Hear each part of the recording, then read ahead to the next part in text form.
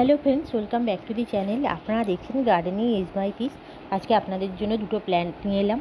খুব সুন্দর leafy plant, খুব সুন্দর, মানে কম দেখাশোনায় হয়, কিছু কেয়ার করতে হয় না, অল্প জল ও খাবারও লাগে না, বিনা কেয়ারই বলতে পারেন। খুব সুন্দর দুটো, মানে এত সুন্দর পাতার মানে সৌন্দর্য আছে, দেখলেই আপনার মনে হবে প্ল্যান্টটা ঘরে রাখি।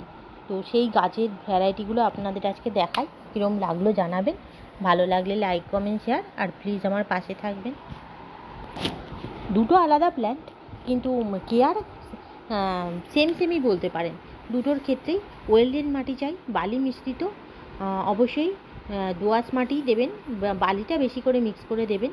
আর এঁটেল মাটিতে এই গাছগুলো হয় না, সেই জন্যেই দু ধরনের প্ল্যান্ট কিন্তু একসঙ্গে আমি দেখালাম, যাতে আপনাদের এই গাছগুলো সম্বন্ধে জানতে বা বুঝতে সুবিধে হয় যে একটা বিগোনিয়া প্ল্যান্ট, একটা অ্যালোকেশিয়া প্ল্যান্ট। অ্যালোকেশিয়া কিছুই না, অ্যাকচুয়ালি একটা কচু গাছ টাইপের। কচু গাছ আপনারা সবাই জানেন যে রাস্তার ধারে কেমন মানে অবহেলায় হয়ে থাকে, সেরকম।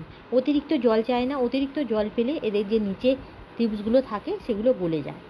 আর বিগোনিয়াও তাই, বেশি জল পেলে এর এই গাছে পাতা সৌন্দর্য তো আছেই, প্লাস সুন্দর ফুলও হয়। আর বেশি জল, অতিরিক্ত জল দিলেই এদের নিচের যে রুটসগুলো আছে সেগুলো ড্যামেজ হয়ে যাবে, নষ্ট হয়ে যাবে। তো দুটো গাছের কেয়ার প্রায় সেমই।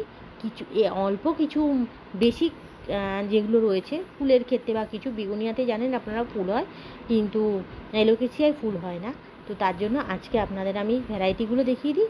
অন্যদিন কেয়ার সম্বন্ধে আলাদা আমার ভিডিও দেওয়া আছে, যদি আপনারা দেখতে চান তাহলে সেগুলো দেখে নেবেন। তো ভিডিওটা কীরকম লাগলো বলবেন, ভালো লাগলে লাইক, কমেন্ট, শেয়ার করবেন, আর আমার পাশে থাকবেন।